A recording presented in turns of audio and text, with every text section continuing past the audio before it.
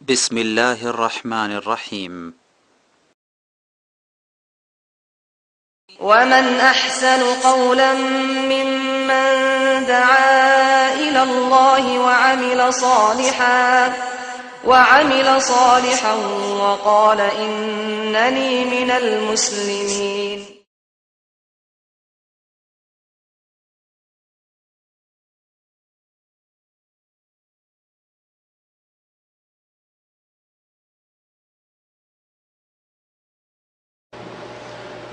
السلام عليكم ورحمة الله وبركاته. إن الحمد لله نحمده ونستعينه ونستغفره ونعوذ بالله من شرور أنفسنا ومن سيئات أعمالنا من يهده الله فلا مضل له ومن يضلله فلا هادي له وأشهد أن لا إله إلا الله وحده لا شريك له وأشهد أن محمدا عبده ورسوله صلى الله تعالى عليه وعلى آله وصحبه وسلم تسليما كثيرا. يا أيها الذين آمنوا اتقوا الله حق تقاته ولا تموتن إلا وأنتم مسلمون. يا أيها الناس اتقوا ربكم الذي خلقكم من نفس واحدة وخلق منها زوجها وبث منهما رجالا كثيرا ونساء واتقوا الله الذي تساءلون به والأرحام إن الله كان عليكم رقيبا. يا أيها الذين آمنوا اتقوا الله وقولوا قولا سديدا يصلح لكم أعمالكم ويغفر لكم ذنوبكم ومن يطع الله ورسوله فقد فاز فوزا عظيما. أما بعد فإن خير الحديث كتاب الله وخير الهدي هدي محمد صلى الله عليه وسلم وشر الأمور محدثاتها وكل محدثة بدعة وكل بدعة ضلالة وكل ضلالة في النار. أعوذ بالله من الشيطان الرجيم. بسم الله الرحمن الرحيم. يا أيها الذين آمنوا إذا ضربتم في سبيل الله فتبينوا ولا تقولوا لمن ألقى إليكم السلام لست مؤمنا.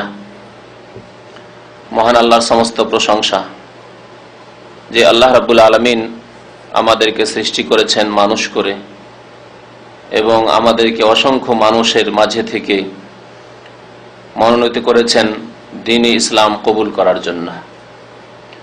দরুদ ও সালাম নাজিল হোক প্রিয় নবী মুহাম্মদুর রাসূলুল্লাহ সাল্লাল্লাহু আলাইহি ওয়াসাল্লামের প্রতি, যার মাধ্যমে আল্লাহ রাব্বুল আলামিন তার নাজিলকৃত দ্বীনকে পূর্ণতা দান করেছেন। আল্লাহুম্মা সাল্লি আলাইহি আল্লাহুম্মা বারিক আলাইহি।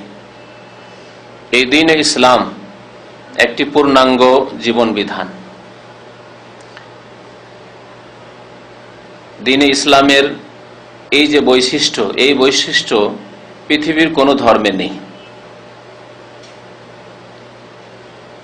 কিছু দিক রয়েছে, যে সব দিকে হয়তো কিছু দিক নির্দেশনা রয়েছে, শিক্ষা রয়েছে, তারপরে বাকি বহু দিক, বরং অধিকাংশ দিক শূন্য রয়েছে অন্য অন্য ধর্মের। কিন্তু দ্বীন ইসলাম এমন একটি পূর্ণাঙ্গ দ্বীন এবং আল্লাহ রাব্বুল আলামিন সর্বশেষ দ্বীন, যে এই দিন কিয়ামত পর্যন্ত মানব জাতির জন্য এবং জিনের জন্য আল্লাহ রাব্বুল আলামিন ফরজ করেছেন, সেই দিন একটি পূর্ণাঙ্গ জীবন বিধান। এর স্পষ্ট প্রমাণ যে যে কোনো বিষয় দ্বীন ইসলামের নিয়ে নেন, সেই বিষয় সম্পর্কে কোরআন এবং হাদিসে আলোকপাত করা হয়েছে। কোরআনে কারিমে যদি স্পষ্ট না থাকে তাহলে কিছু মৌলিক নীতিমালা রয়েছে এবং প্রিয় নবী মুহাম্মদুর রাসূলুল্লাহ সাল্লাল্লাহু আলাইহি ওয়াসাল্লামের হাদিস শরীফে সে সম্পর্কে আলোকপাত করা হয়েছে। যে কোনো বিষয় নিয়ে নেন, সে সম্পর্কে আপনি দিক নির্দেশনা পাবেন। এমনকি ক্ষুদ্র ক্ষুদ্র বিষয়, সেই বিষয় সম্পর্কেও আমাদেরকে পথ নির্দেশনা দান করা হয়েছে। এমন একটি বিষয় আজকের বিষয়বস্তু, তা হচ্ছে সফর। সফর, ভ্রমণ করা, সফর করা, এক জায়গা থেকে অন্য জায়গায় যাওয়া, এক দেশ থেকে অন্য দেশে যাওয়া, এই একটি বিষয়। এই বিষয় সম্পর্কে একজন সাধারণ মানুষকে যদি জিজ্ঞেস করা হয় যে সফরের ইসলামিক নীতিমালা কি হতে পারে, তাহলে আপনি দু চারটির বেশি হয়তো যেতে পারবেন না। ইসলামী নীতিমালা, আপনি একজন মুসলিম হিসাবে সফরে বের হচ্ছেন, কি করবেন, আপনি কি করণীয় রয়েছে সফরের পূর্বে, সফর আরম্ভ করার সময়, সফরের মধ্যে, সফরের শেষ পর্যন্ত, এমনকি সফর থেকে ফিরে বাড়ি আসা পর্যন্ত, ইত্যাদি ইত্যাদি। এই একটি বিষয় যদি নেন সফরের বিষয়, তাহলে হাদিসের আলোকে শুধু 40-এর কাছাকাছি ইসলামিক নীতিমালা রয়েছে, আদব কায়দা রয়েছে।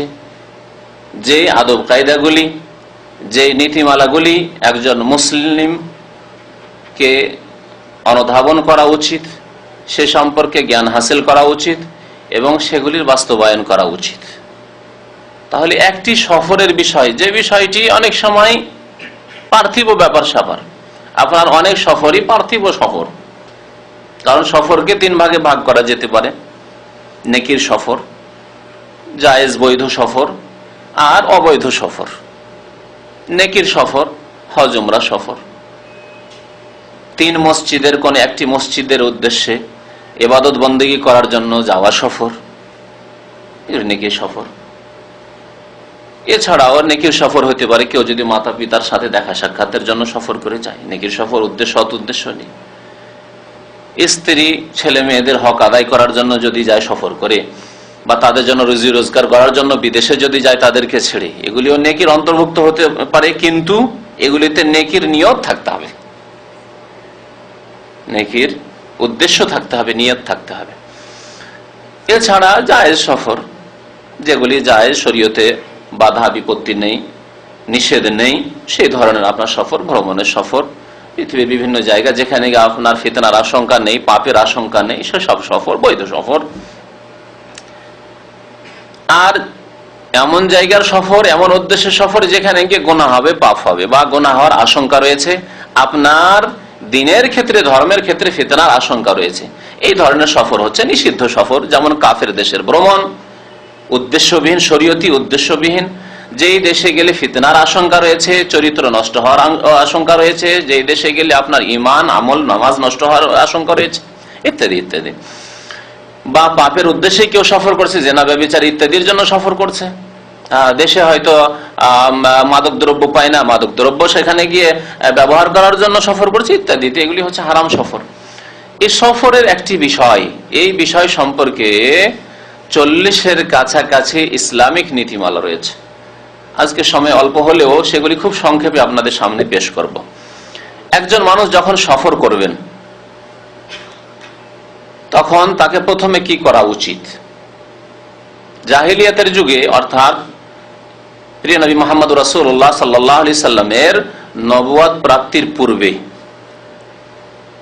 আরবের মুশরিকরা, মক্কার পৌত্তলিকরা, তারা ভাগ্য নির্ণয় করত যে ভাগ্য ভালো হবে না মন্দ হবে, কিন্তু শিরকি তরিকায়, কুফরি তরিকায় ভাগ্য সম্পর্কে জানতো। আজও অনেক মুসলিমদের মধ্যেও এই রোগ রয়েছে, শিরকি রোগ রয়েছে। কোন জায়গায় যাবে, কোন সফর করবে, তখন গণকের কাছে চলে গেল হাত দেখাতে, বা তার ভাগ্যের কথা জিজ্ঞাসা করতে, যে আচ্ছা আমি এই তো সফর করতে চাইছি, বা এই চাকরিতে যেতে চাইছি, বিদেশের উদ্দেশ্য করেছি, আমার ভাগ্যটা কেমন হবে। এইরকম শিরকি আকীদা আমল এখনো অনেক নামধারী মুসলিমদের মধ্যে রয়েছে, অমুসলিমদের কথা তো ছেড়ে দেন। তো জাহিলিয়াতের যুগে এইরকমই গণকদের কাছেও যেত, আর ভাগ্য নির্ধারণ করত বিভিন্ন তরিকায়। তার মধ্যে পাখিকে উড়িয়ে দিত, আর তাদের ভ্রান্ত ধারণা যদি ডান দিকে উড়ে যায় তাহলে ভাগ্য ভালো, সফর করা শুভ হবে, আর যদি বাম দিকে উড়ে যায় তাহলে সফর খুব খারাপ হয়ে যাবে, তখন যেত না। এরকমই তাদের বেশ কিছু তীর রাখা থাকতো, তীরের থলেতে তীর রাখা থাকতো, তীরগুলিকে বের করতো। কোন তীরে লেখা থাকতো হ্যাঁ, কোন তীরে লেখা থাকতো না, কোন তীরে লেখা থাকতো লাবাস, অসুবিধা নেই।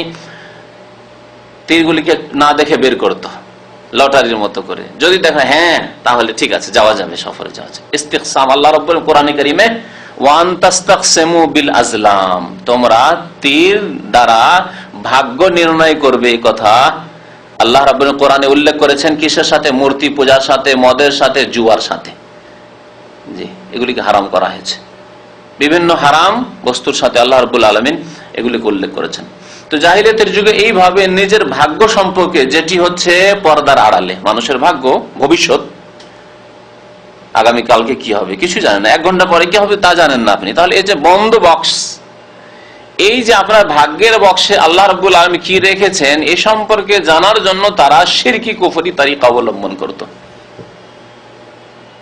প্রিয় নবী মুহাম্মদ রাসূলুল্লাহ সাল্লাল্লাহু আলাইহি ওয়াসাল্লাম যখন দ্বীনে ইসলাম নিয়ে মহান আল্লাহর পক্ষ থেকে নবুয়ত রিসালাত প্রাপ্ত হয়ে আসলেন, তখন তাদেরকে উত্তম বিকল্প দিলেন। শিরক কুফরি ছেড়ে দিয়ে এমন একটি উত্তম বিকল্প দিলেন যা হচ্ছে আল্লাহর একত্ববাদ তাওহীদ, আর যা হচ্ছে আল্লাহর উপর তাওয়াক্কুল ভরসা আস্থা ভরসা, যা হচ্ছে আল্লাহকে একক মনে করা এবং আল্লাহর শরণাপন্ন হওয়া। আর তার নাম হচ্ছে ইস্তিখারা। ইস্তিখারা মানে কল্যাণ কামনা করা, খায়র চাওয়া, মঙ্গল কামনা করা। এই ইস্তিখারা করার তরিকা শিখালো ইসলাম। নবী মুহাম্মদ রাসূলুল্লাহ সাল্লাল্লাহু আলাইহি ওয়াসাল্লাম বলে, ইযা হাম্মা আহাদুকুম বিল আমর, সহিহ বুখারী শরীফের হাদিস, যখন তোমাদের কেউ কোনো কাজের উদ্দেশ্য করবে, তার মধ্যে একটি সফর, যে কোনো কাজের উদ্দেশ্য, সফরের উদ্দেশ্য করেছেন, চাকরি করব না, ব্যবসা করব না উদ্দেশ্য করেছেন, বিয়ে শাদী করার উদ্দেশ্য করেছেন, চাকরি ছাড়বো না উদ্দেশ্য করেছেন, ইস্তফা দেব না উদ্দেশ্য করছেন, যে কোনো একটি কাজের আপনি নিয়ত করেন, উদ্দেশ্য করেন, ভবিষ্যতে করব এই কাজটি, যে কাজটি আপনার জন্য গুরুত্বপূর্ণ বিষয়, তাহলে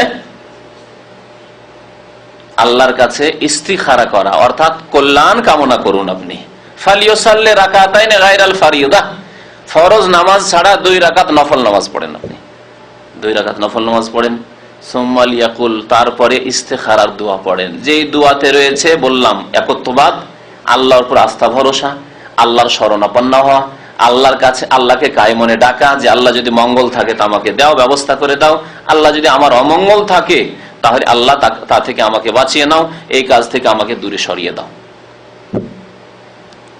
নবী মুহাম্মদ রাসূলুল্লাহ সাল্লাল্লাহু আলাইহি ওয়াসাল্লাম সেই দোয়া শিখিয়েছেন। সুতরাং আমাদের জীবনে কত যে ভবিষ্যতের কাজ করতে আছি, কত রকমের কাজ করতে আছি, প্রত্যেক মুসলিমের এই ইস্তিখারার দোয়া মুখস্থ থাকা উচিত। নবী করিম সাল্লাল্লাহু আলাইহি ওয়াসাল্লাম ইস্তিখারার দোয়া এই তাকিদের সাথে শিখাইতেন যেইভাবে শিখাতেন কোরআনের সূরা।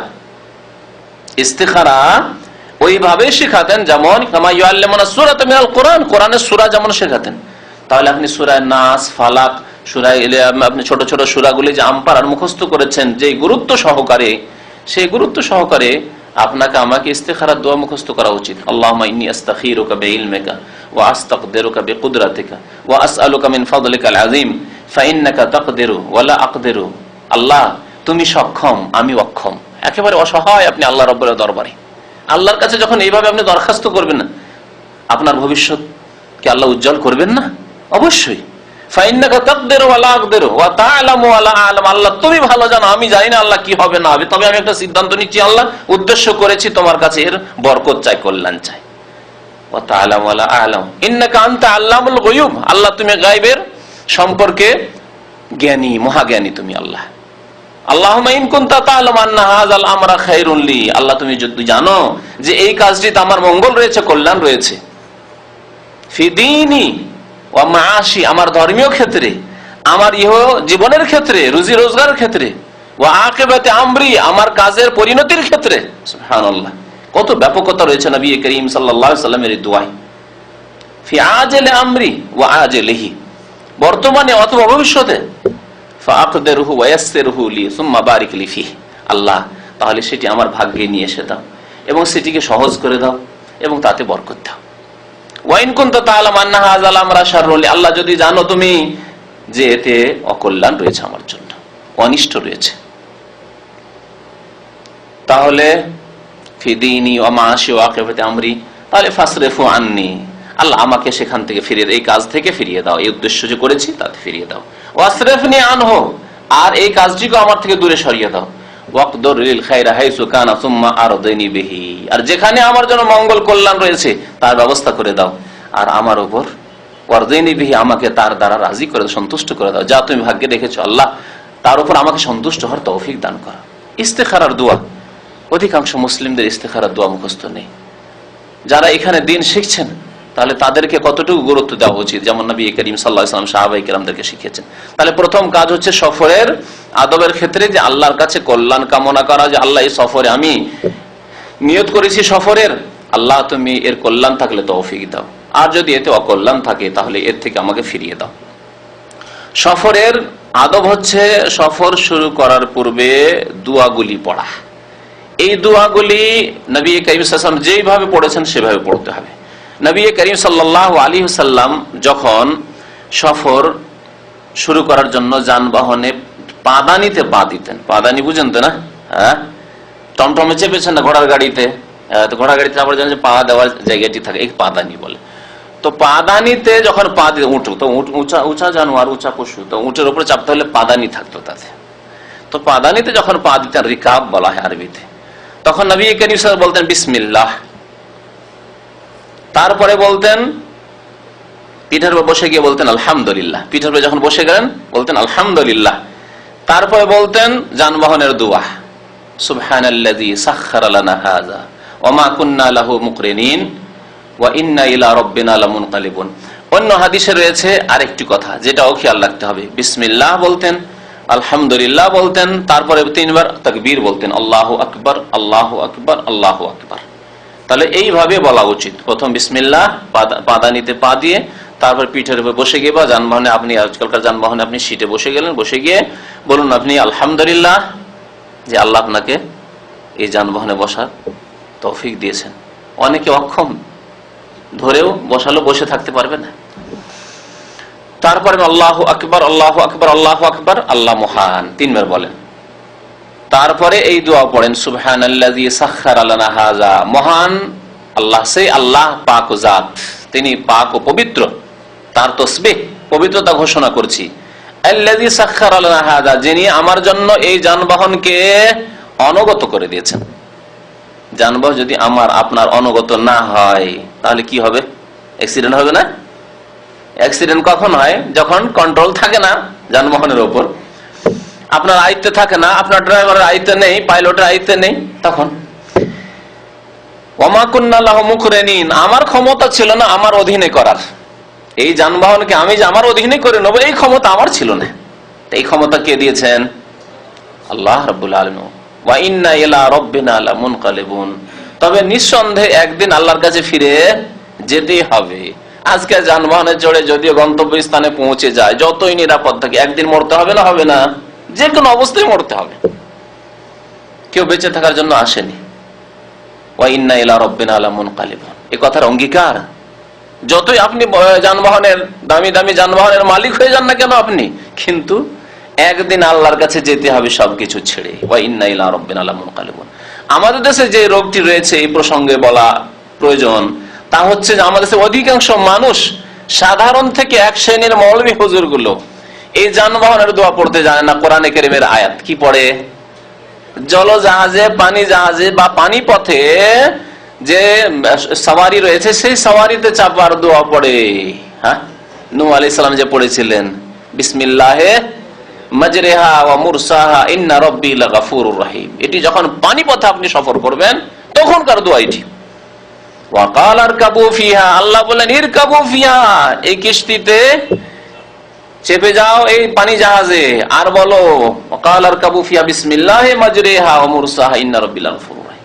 তাহলে এই দোয়া যানবাহনে চাপার দোয়া নাই, যে দোয়া এক শ্রেণীর লোকেরা শিখায়, যাদের মধ্যে রয়েছে জাহালাত, আর আমাদের সাধারণ মানুষের মধ্যে অজ্ঞতার কারণে এই দোয়াই পড়তে থাকে। আমাদের দেশের অধিকাংশ মানুষকে জিজ্ঞাসা করে দেখেছি, বলুন তো ভাই যানবাহনে চাপার দোয়া কি? বলে বিসমিল্লাহি মাজরিহা। নবী করিম সাল্লাল্লাহু আলাইহি সাল্লামের তাহলে সুন্নাত মনে রাখেন, যখন পানিতে সফর করবেন, আপনি শিপে নৌকোতে চাপবেন, তখন বিসমিল্লাহি মাজরিহা পড়ুন আপনি। আর যখন আপনি স্থল যানবাহনে বা উড়োজাহাজে চাপবেন আপনি, তখন আপনি পড়ুন সুবহানাল্লাযী সাখখারা লানা হাযা ওয়া মা কুন্না লাহু মুকরিনিন ওয়া ইন্না ইলা রাব্বিনা লামুনকালিবুন। তারপরে সফরের দোয়া, এটা হলো যানবাহনে চড়ার দোয়া। তাহলে সফরের দোয়া কি? অধিকাংশ মুসলিম ভাইদের মুখস্থ নেই, অথচ এই দোয়া এত গুরুত্বপূর্ণ, আল্লাহু আকবার। আর এর অর্থ এত সুন্দর যে আল্লাহ রাব্বুল আলামিনের যদি অকাট্য ফয়সালা না থাকে তকদিরে, তো ইনশাআল্লাহ তাআলা আল্লাহ আপনার হেফাজত করবেন। এই দোয়া যদি ভুলে না যান, অকাট্য ফয়সালা যদি থাকে যে আপনার মত আছে, তাহলে তো একদিন মরতে হবে। আপনি কি দোয়া পড়ে মত থেকে বেঁচে যাবেন? তবে আল্লাহর অকাট্য ফয়সালা যদি না থাকে, তাহলে বিপদ আপদ মুক্ত ইনশাআল্লাহ তাআলা আপনি গন্তব্য স্থানে পৌঁছিবেন। সেই দোয়াটি কি? আল্লাহুম্মা ইন্না নাসআলুকা ফি সাফারিনা হাযা আল বিররা ওয়াত তাকওয়া ওয়া মিনাল আমালি মা তারদা আল্লাহুম্মা হাওবিন আলাইনা সাফারানা হাযা ওয়া তুবি আন্না বুদা আল্লাহুম্মা আনতাস সাহিবু ফিস সাফার ওয়াল খলিফাতু ফিল আহল আল্লাহুম্মা ইন্না নাউযু বিকা মিন ওয়াসাইস সাফার ওয়া কাআবাতিল মানজার ওয়া সুইল মুনকালাব ফিল মালি ওয়াল আহল। সৌদি এয়ারলাইন্সে যারা সফর করেছেন এই দোয়াটি পড়ায়, জানি না অন্য এয়ারলাইন্সে পড়ায় কি পড়ায় না, কিন্তু যেহেতু আমরা প্রায় সফর করি সৌদি এয়ারলাইন্সে, তো সৌদি এয়ারলাইন্সে এই দোয়াটি পড়ায়, সুন্নতি দোয়া যা নবী করিম সাল্লাল্লাহু আলাইহি ওয়াসাল্লাম সফরে পড়তেন, সাহাবায়ে কেরামদেরকে শিক্ষা দেন। আল্লাহুম্মা ইন্না নাসআলুকা ফি সাফাইনা হাযাল বিররা। সময় অল্প, সেই জন্য অনেক দোয়ারই হয়তো অর্থ বলার সময় হবে না। নবী করিম সাল্লাল্লাহু আলাইহি ওয়াসাল্লাম বলতেন, হে আল্লাহ, তোমার কাছে আমি কামনা করি, নাসআলুকা, তোমার কাছে আমি সওয়াল করি, কামনা করি, ফি সাফারিনা হাযা, আমার এই সফরে, আল বিররা, নেকি, আল্লাহ নেকি, যাতে করে এই সফরে নেকি করে ফিরে আসতে পারি। যাচ্ছেন কাফের দেশে নেকি করার জন্য, কাউকে গিয়ে দাওয়াত দিবেন, ইসলামের দাওয়াত দেবেন, বীরের কাজে যাচ্ছেন, সাথে পয়সা আর পয়সা, যদিও মদের দোকানে চাকরি পায়, মদের হোটেলে, যদিও শোরের গোস্ত পরিবেশন করতে হয়, তারপরে পয়সা হলেই হলো, ডলার আর পাউন্ডস হলেই হলো। আল বিররা ওয়াত তাকওয়া, এবং আল্লাহ তোমার ভয়, তোমার তাকওয়া চাই, যাতে করে তোমার ভয় করে আমি সফরে থাকতে পারি, যে উদ্দেশ্যে যাচ্ছি সেখানে গিয়ে বা সেই পথে, সেই সফরে, যাতে করে তাকওয়ার জীবন যাপন করতে পারি, আল্লাহ ভীরুতার জীবন যাপন করতে পারি। ওয়া মিনাল আমালি মা তারদা, আল্লাহ এমন আমল তোমার কাছে কামনা করি যাতে তুমি রাজি হয়ে যাও, যাতে রাজি হয়ে যাও। এই সফরে এমন কোনো কাজ না হয়, আমার দ্বারা আমল না হয়, যাতে তুমি অসন্তুষ্ট হয়ে যাও, এমনটা যেন না হয়। ওয়া মিনাল আমালি মা তারদা আল্লাহুম্মা হাওবিন আলাইনা সাফারানা হাযা, আল্লাহ আমার এই সফরকে তুমি সহজ করে দাও, সফরকে আমার সহজ করে দাও। ওয়া তুবি আন্না বুদা, আল্লাহ আমার এই ডিসটেন্সকে, দূরত্বকে তুমি সংকুচিত করে দাও, দূরত্বকে সংকুচিত করে দাও। দূরত্ব সংকুচিত করে কেমন? ডিসটেন্স কম হয়ে যাবে নাকি? হ্যাঁ, কিন্তু ক্লান্তি হবে না, মেহনত হবে না, আপনি ভেঙে পড়বেন না, আপনি সহজে আরামের সাথে পৌঁছে যাবেন। আপনি চিন্তা করুন, আপনার সফরে আল্লাহ না করে এমন না হয় যে দুর্ঘটনা তো হলো না, বেঁচে গেলেন, কিন্তু আপনার যানবাহনের যান্ত্রিক গোলযোগের কারণে আপনাকে কোথাও 10 ঘন্টা 20 ঘন্টা আপনাকে পড়ে থাকে, এয়ারপোর্টে পড়ে থাকতে হলো, হোটেলও পেলেন না, খাবারও পেলেন না, টাকাও নেই পকেটে, তাহলে কি অবস্থা হইতে পারে বলুন দেখি? অতবে আন্না বোধা, এই হচ্ছে দূরত্বকে সংকুচিত করে দেওয়া। অতবে আন্না বোধা আল্লাহুম্মা আনতাস সাহিবু ফিস সাফার, হে আল্লাহ তুমি আমার সফরের সাথী। সফরের সঙ্গে কে? একমাত্র আল্লাহ রাব্বুল আলামিন। আপনার কে সাহায্য করতে পারে সফরে? সব অচেনা অজানা, আর অনেকে আপনার জানা থাকলেও হয়তো সে নিজে নিয়ে ত্রাহি নিজে গিয়ে নিয়ে।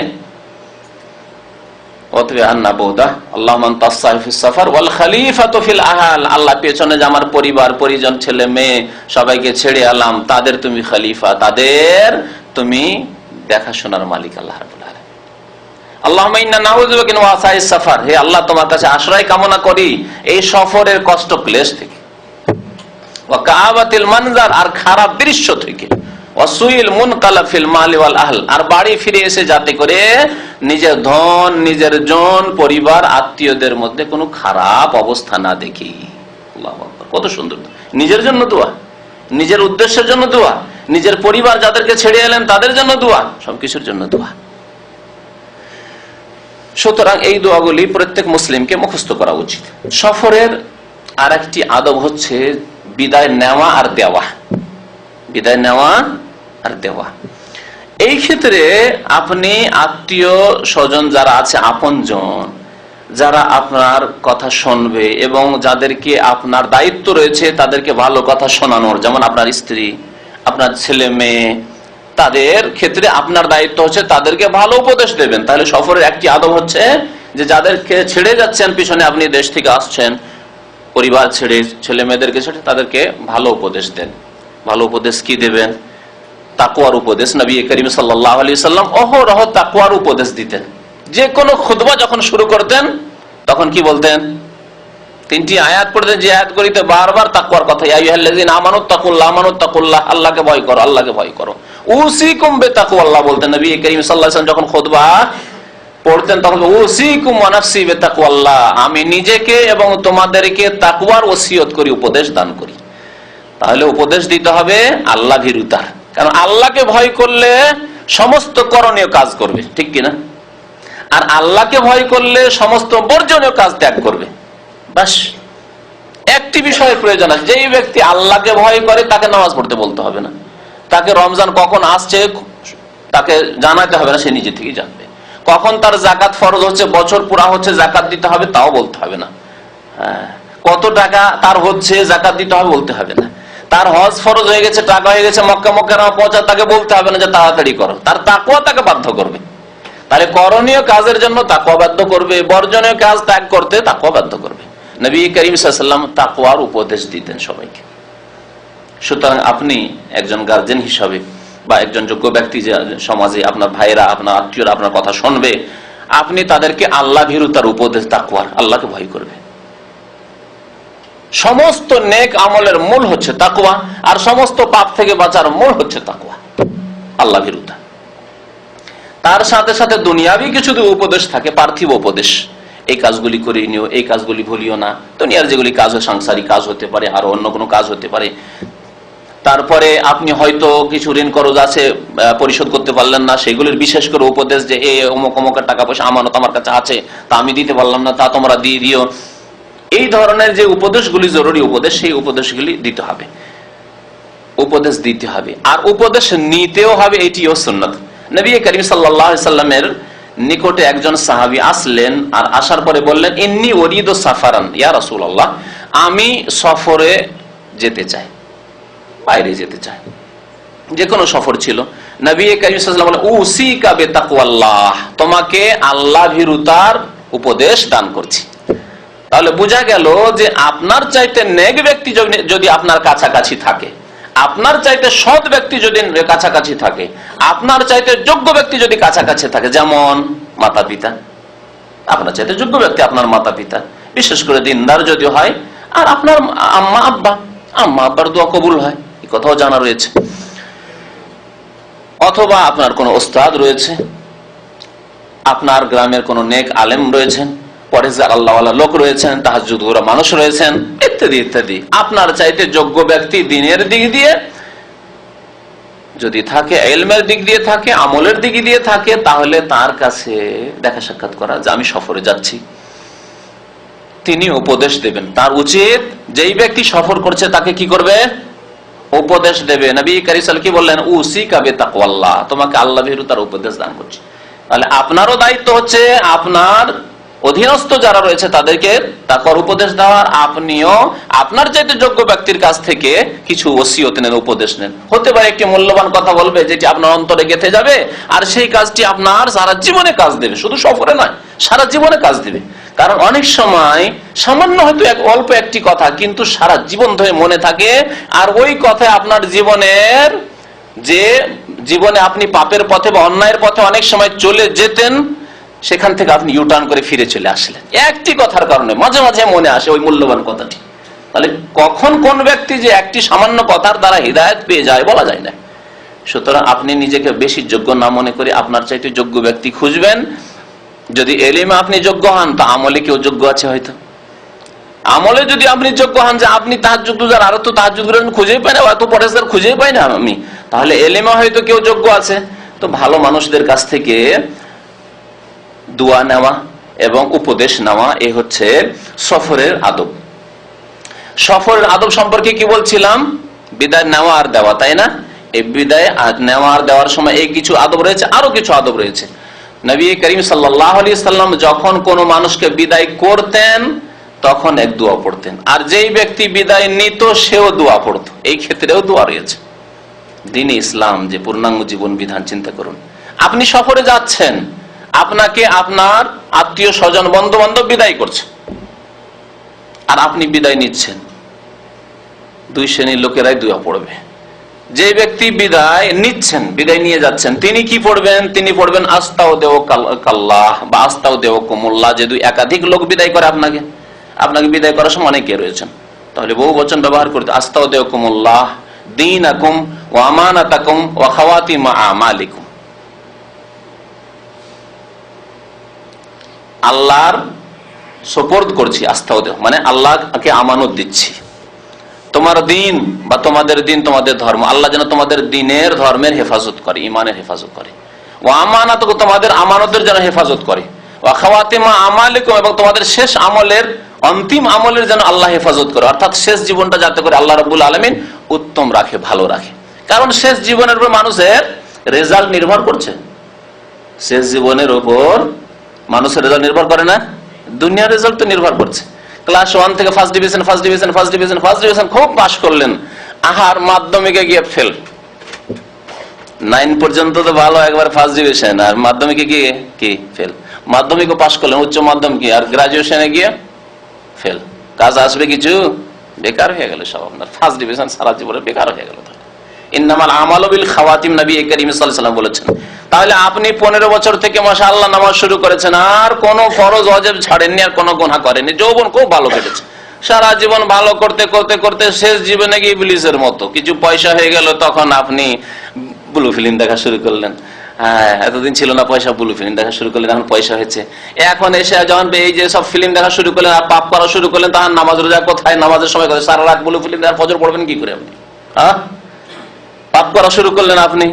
আর এই করতে গিয়ে নারী ব্যবসা শুরু করলেন, ইন্না লিল্লাহি ওয়া ইন্না ইলাইহি রাজিউন। আর কত কি করলেন। অথবা শেষ জীবনে গিয়ে আপনি কোন বালা মুসিবতে পড়লেন, আর কোন বিদাতি মুশরিক আপনাকে শিখিয়ে দিল যে আল্লাহর ওলিদের কাছে গেলে মনের কি হয়, মনের উদ্দেশ্য হাসিল হয়। চলে গেলেন কোন মাজারে, গিয়ে বললেন যে হে ওলিয়ে কামাল, হে পীর বাবা মদদ করো, লাইন আশরাকতা লা ইয়াবাতান না আমালুক, সারা জীবনের আমল ধ্বংস করে ফেললেন। ইন্নামাল আমালু বিল খাওয়াত, ইবলিসের মতো হয়ে গেল। ইবলিস এত ইবাদত করেছিল, কানা মিনাল জিন, আল্লাহ কোরআনে বলেছেন সে জিনদের অন্তর্ভুক্ত ছিল, কিন্তু আল্লাহ তাকে স্থান দিয়েছিলেন কার সাথে? ফেরেশতাদের সাথে। এই জন্য তো আল্লাহ যখন ফেরেশতাদেরকে সেজদা করতে বলে, তো ইবলিসকেও সেজদা করতে বলে, কারণ সাথে আছো, সেজদা করো। সাথে যখন আছো তুমি, জিন হলেও সেজদা করো, ফেরেশতাও সেজদা করছো, তুমিও সেজদা করো। ইল্লা ইবলিস কানা মিনাল জিন, আল্লাহ বলেন ইবলিস কিন্তু সেজদা করলো না, সারা জীবন সমস্ত আমল ধ্বংস করে দিল। শুধু তাই না, ওলামারা বলেছেন যে সে আকাশে যেত, ফেরেশতাদের সাথে আকাশও বসত, জান্নাত পর্যন্ত দেখেছে। এইসব কথা ওলামারা লিখেছেন, আল্লাহু আলাম। তো তারপরে এমন বিতাড়িত হইল দেখা জান্নাত থেকে আর আকাশ থেকে, আল্লাহর রহমত থেকে, যে কিয়ামত পর্যন্ত ওয়াইন্না আলাইকা লানাতি ইলা ইয়াউমিদ্দিন, আল্লাহ কোরআনে বলছেন হে ইবলিস তোমার উপর আমার অভিশাপ, লানত, রহমত থেকে তুমি বঞ্চিত, ইলা ইয়াউমিদ্দিন, কিয়ামত পর্যন্ত, কিয়ামত পর্যন্ত। তাহলে শেষ জীবন খারাপ করবেন না। অনেকে হতভাগা এরকম আছে যে বাবার তরবিয়ত ভালো ছিল, মায়ের তরবিয়ত ভালো ছিল, মাশাআল্লাহ বাড়িতে নামাজ পড়েছে, আর একটু সাবালে যখন হলো বিদেশে আসতে, কলেজ ইউনিভার্সিটিতে আসে শিখলো, তখন বাবা মায়ের তরবিয়ত ভুলে গেল। বা হয়তো দেশে তো ভালোই ছিল, কেন দেশের বংশ খুব সম্ভ্রান্ত বংশ, নামাজি বংশ, দিনদার বংশ, বিদেশে এসে ফাসেক ফাজেরদের সাথে, পাপীদের সাথে এসে এমন পাপ করা শুরু করলো যে কোথায় নামাজ, কোথায় রোজা, আর পাপে ডুবে গেল। হতভাগা, ওই ইবলিসের মতো জাহান্নামে যেতে হবে। ইন্নামাল আমালু বিল খাওয়াত, মানুষের আমল নির্ভর করে শেষ আমলের উপর। আর একজন মানুষ যদি প্রথম কালে পাপও করে থাকে, তাই বলে আপনি জেনে শুনে পাপ করবেন না, কারণ জানেন না তো যে কখন আপনার শেষ সময় আসবে, জানেন কি? সুতরাং এই ধোকায় থাকবেন না যে এখন তো অনেক সময়, এখন তো 25 বছর বয়স আছে, তো সময় তোবা করে নেব, চলবে। সব সময় মনে করতে হবে যে আজকে আমার শেষ সময়, কাল আর হবে না, সূর্য উঠবে না আর আমার,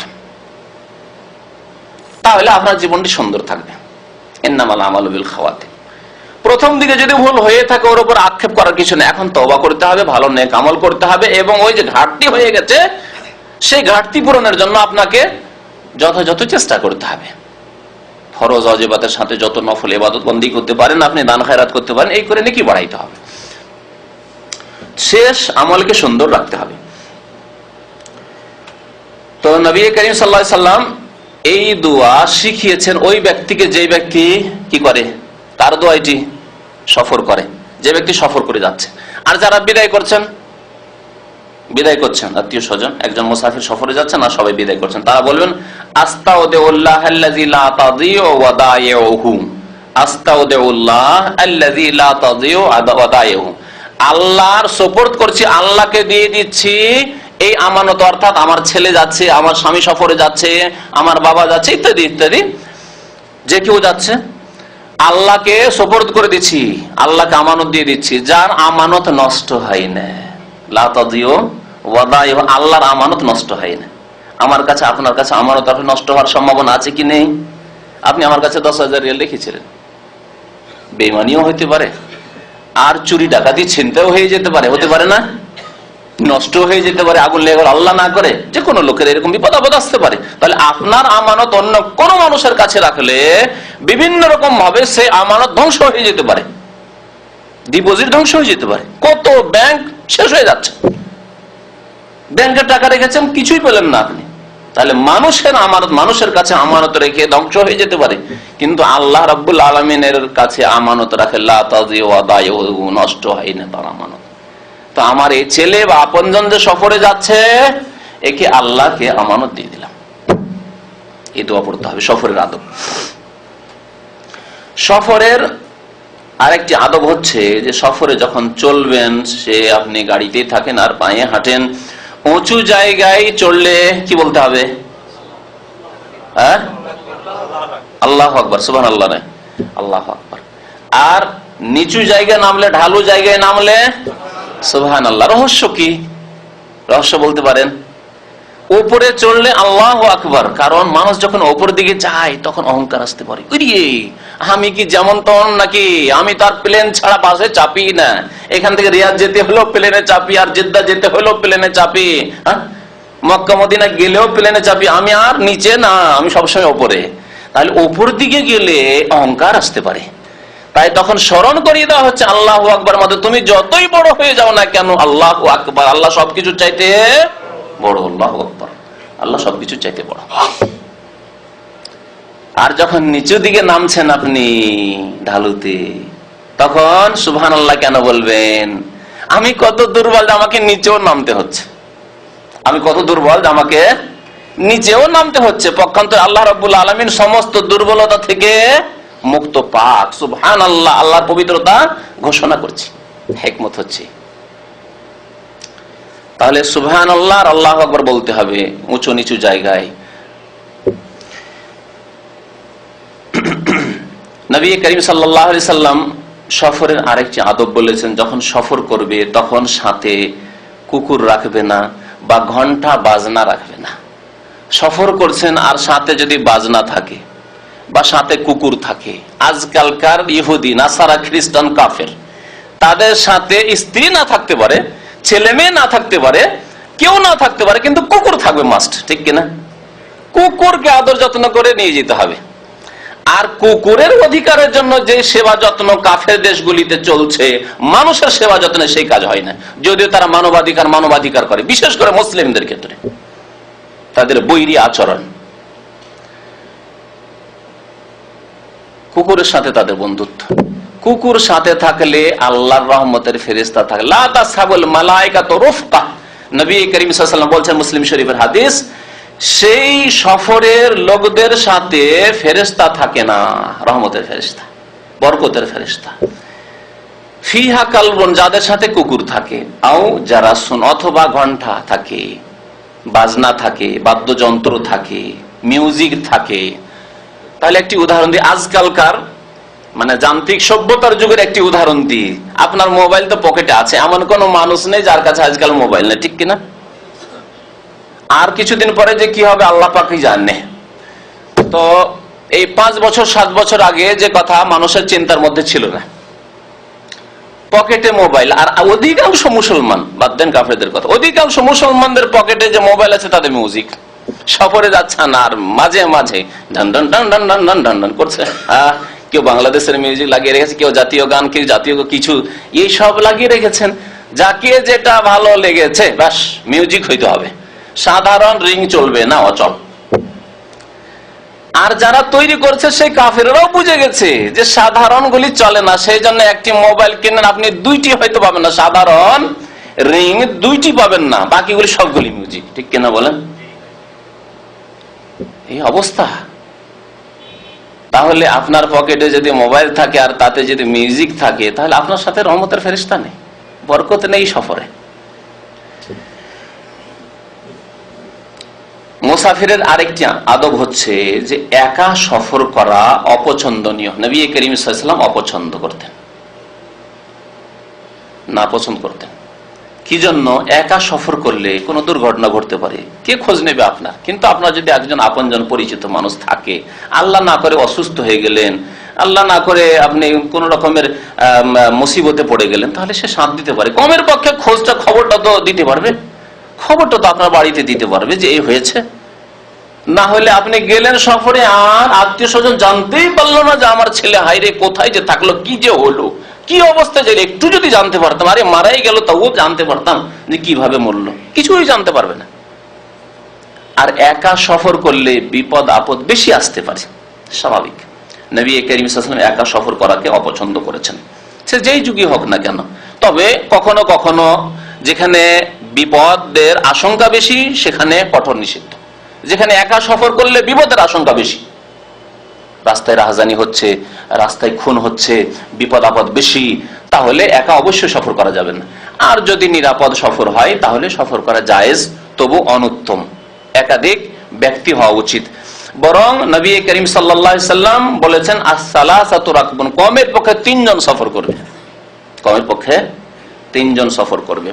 নবী করিম সাল্লাল্লাহু আলাইহি সাল্লাম একটি হাদিসে বলেছেন, লাউ ইয়ালামুন নাসু মা ফিল ওয়াহদাতি মা সারা আহাদুন ওয়াহদাহু বিলাইলিন, মানুষ যদি জানতো যে একা সফর করলে কি বিপদ হয়, মানুষ যদি জানতো একা সফর করলে কি হয়, কি বিপদ হয়, দেখেন অস্পষ্ট রাখা হয়েছে বিপদ। এই বিপদ মানুষের পক্ষ থেকে হইতে পারে, এই বিপদ জিনের পক্ষ থেকে হইতে পারে, বহু রকমের বিপদ হইতে পারে, স্বাস্থ্যগত বিপদ হইতে পারে।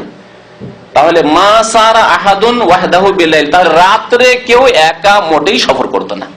বিশেষ করে রাত্রির কথা নবী করিম সাল্লাল্লাহু আলাইহি ওয়াসাল্লাম বলছেন, রাতে একা কখনো সফর করবে না। যদি বিপদের কথা জানতো, ক্ষতির কথা জানতো। আর মনে রাখবেন যে শয়তান জিন রাত্রে বেরোয়, যখন সন্ধ্যা হয়ে যায় তখন বিচরণ করে। তাহলে জিন শয়তানের পক্ষ থেকে ক্ষতির সম্ভাবনা রাত্রে বেড়ে যায় বেশি, আর একা থাকলে শয়তান বেশি পিছনে লাগে। নবী করিম সাল্লাল্লাহু আলাইহি ওয়াসাল্লাম হয়তো এদিকে ইঙ্গিত করেছেন। আর মানুষ শয়তান যে কত রয়েছে তা তো বুঝতে পারছেন, যা বলার প্রয়োজন করে না।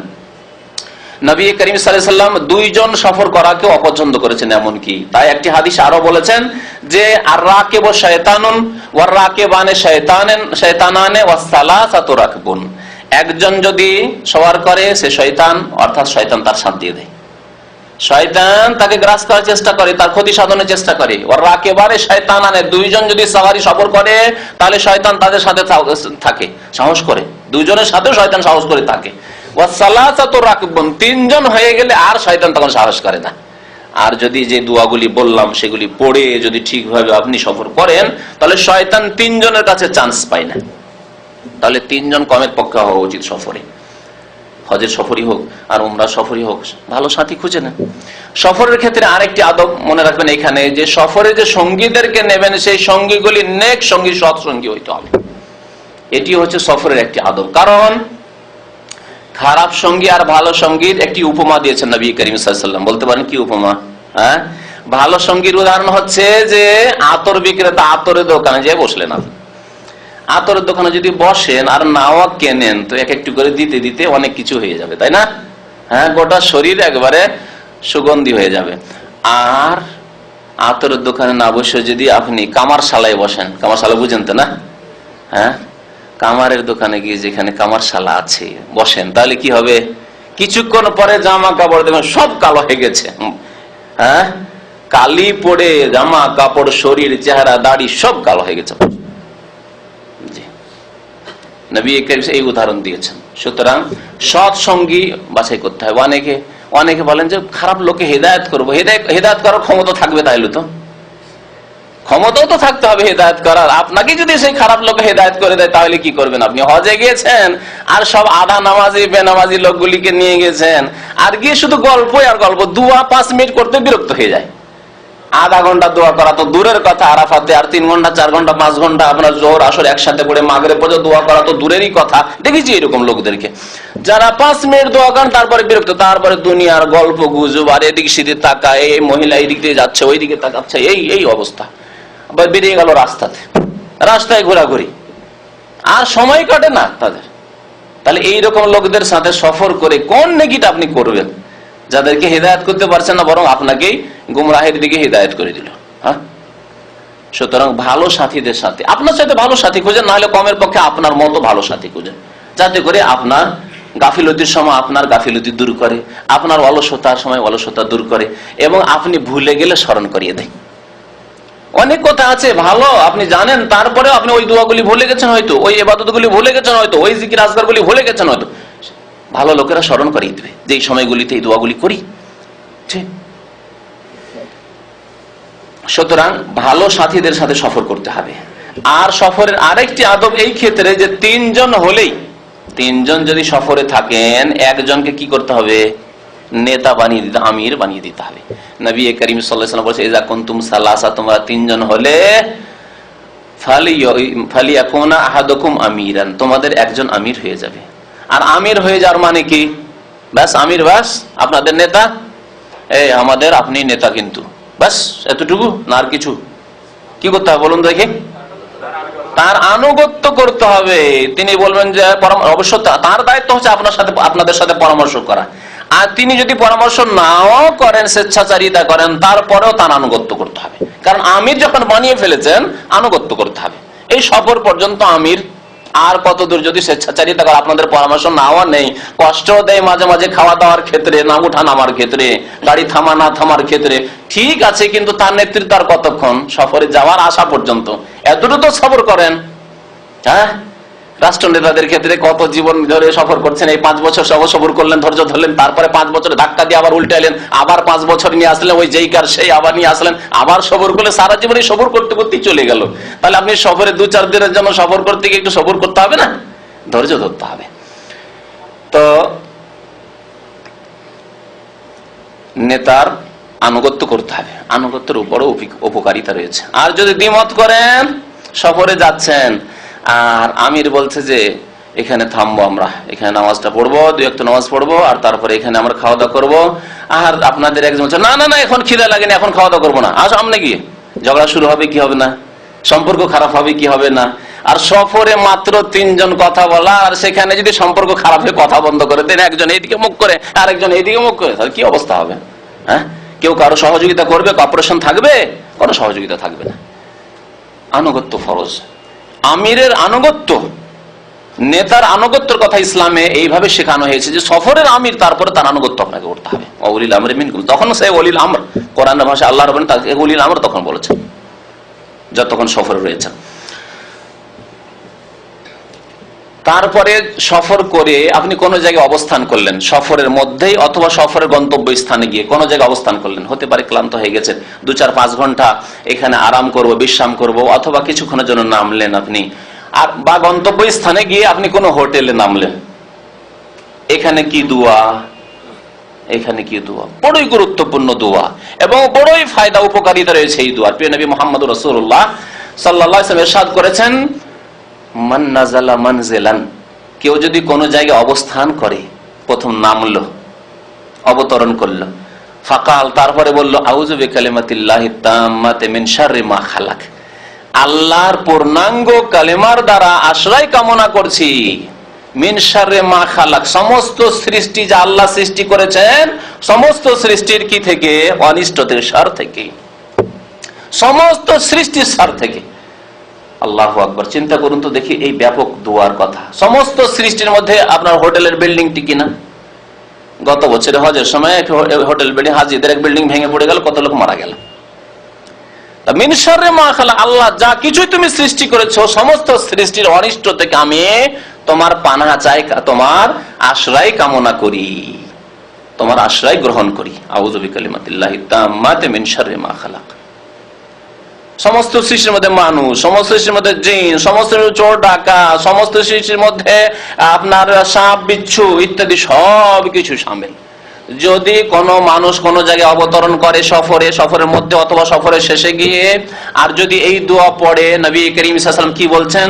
লাম ইয়াদুররুহু শাইউন হাত্তা ইয়ারতাহিলা মিন মানজিলিহি যালিকা, কোনো কিছুই তার ক্ষতি সাধন করতে পারবে না, কোনো কিছুই তার ক্ষতি সাধন করতে পারবে না যতক্ষণ পর্যন্ত সেই জায়গা থেকে সে প্রস্থান না করে নেবে, সেই জায়গা না ছেড়ে দেবে। বুঝতে পারলেন? তাহলে আপনি যখনই আউযু বিকালিমাতিল্লাহি তাম্মাতি মিন শাররি মা খালাক পড়ে একটি পেট্রোল পাম্পের নামলেন, বা আপনি একটি হোটেলের নামলেন, কোন জায়গায় নামলেন, কোন এয়ারপোর্টে নামলেন, কোনো কিছুই আপনার ক্ষতি করতে পারবে না। এক শ্রেণীর লোকেরা রয়েছে পেরেশান করে, হয়তো আজকালকার যে ফিতনার জামানা রয়েছে, আপনার দাড়ি দেখে তখন হয়তো তদন্ত করা শুরু করে, লাম ইয়াদুররুহু শাইউন ইনশাআল্লাহ তাআলা। নবী করিম সাল্লাল্লাহু আলাইহি ওয়াসাল্লাম এই হাদিস, কোন এয়ারপোর্টে নামলেন, আপনার চেকিং পয়েন্ট রয়েছে, অথবা আপনার এখানে করে আপনার এখানে কাস্টম রয়েছে, ইত্যাদি ইত্যাদি রয়েছে, আপনার ক্ষতি করার জন্য কেউ হয়তো অবৈধ মানে অন্যায় ভাবে কেউ শত্রুতাবশত কিছু করতে পারে, লাম ইয়াদুররুহু শাইউন, কোনো কিছুই ক্ষতি করতে পারবে না।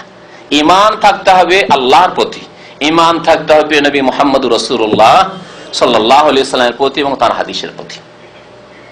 আউযু বিকালিমাতিল্লাহি তাম্মাতি মিন শাররি মা খালাক, বেশি মেহনতের না, এক লাইনও না, এই দোয়াগুলি অভ্যাস করে নেন। সফরের আদব, সফরের আরেকটি আদব বলি। সফরের আদব, রাস্তায় আপনি কোথাও ঘুমাবেন, বিশ্রাম করবেন,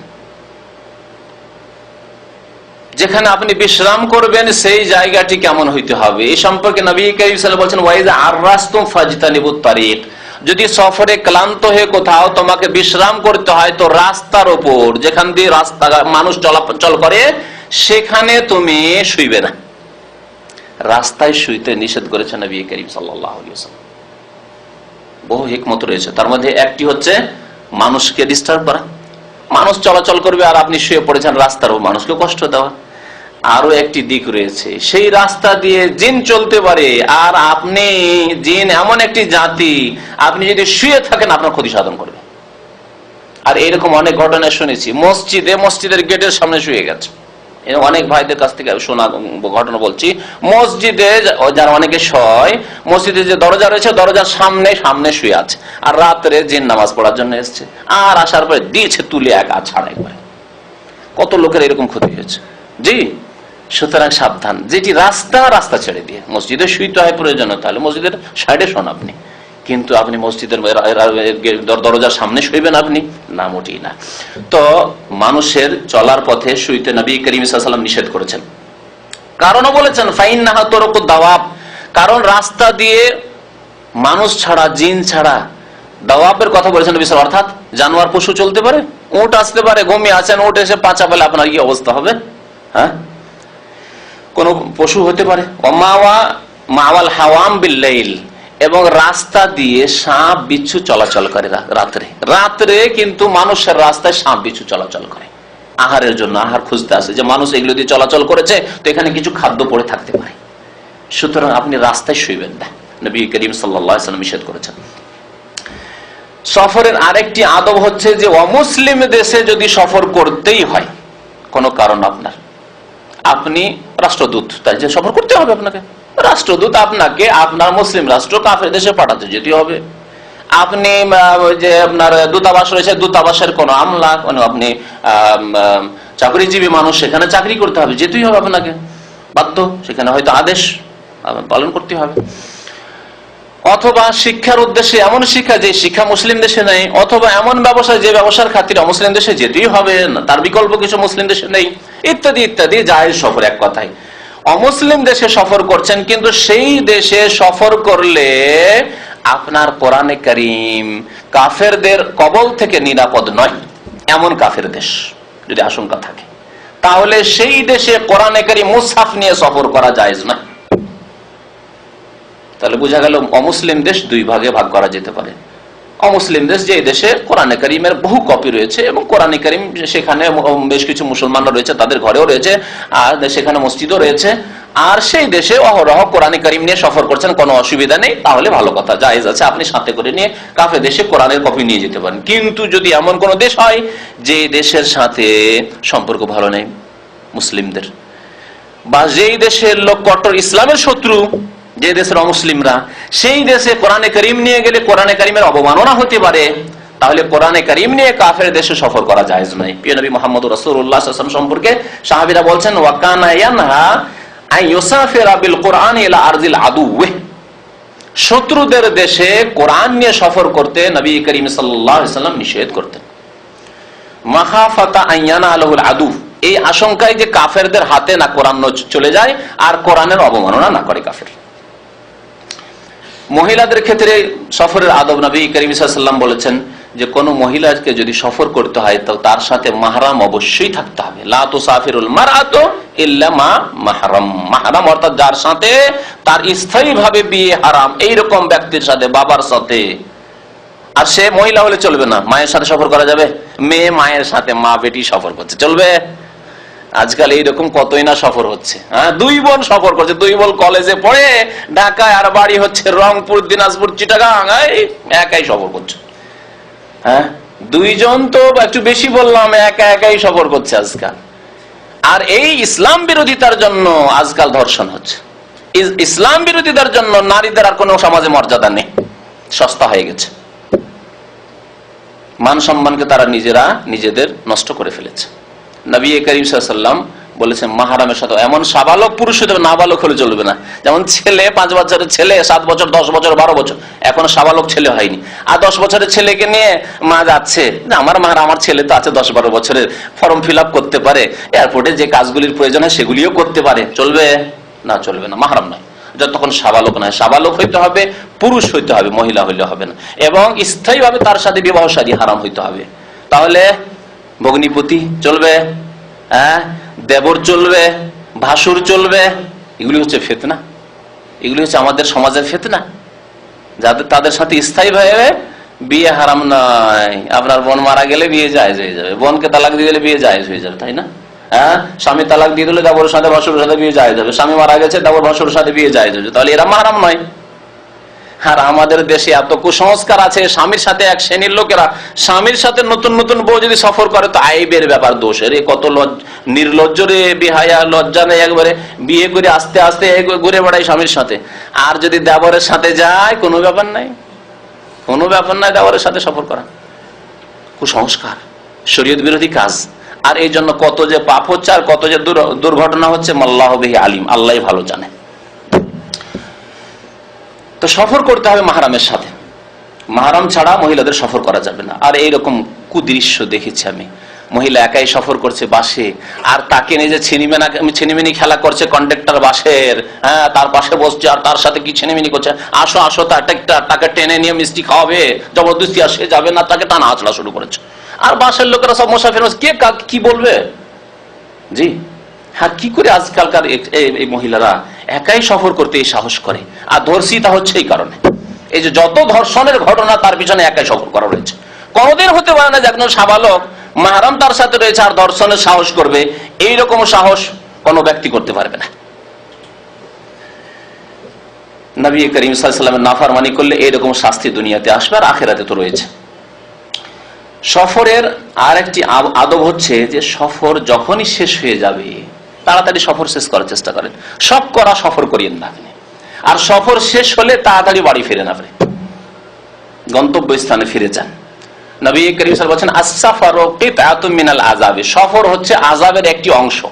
সুতরাং তোমাদের সফর যখন শেষ হয়ে যাবে তখন ফালিয়াজাল ইলা আহলিহি, পরিবারের কাছে তাড়াতাড়ি ফিরো, শখ করে বিদেশে থাকতে নেই, তাড়াতাড়ি করে পরিবারের কাছে ফিরতে হবে। কারণ সফরই কষ্ট, যতই আপনাকে 5 স্টার হোটেলে রাখুক তারপরে আপনি আরাম পাবেন না। আর আপনার যদি খড়ের বাড়িও থাকে সেখানে আপনি নিজের পরিবার, ছেলে মেয়েদেরকে নিয়ে আরাম পাবেন। সুতরাং সফর তাড়াতাড়ি শেষ করতে হবে, যখনই কাজ শেষ সফর শেষ। সফর শেষে যখন বাড়ি ফিরবেন তখন ইসলামিক আদব হচ্ছে যে স্ত্রীকে জানিয়ে পৌঁছিতে হবে, বিশেষ করে রাত্রে আসলে।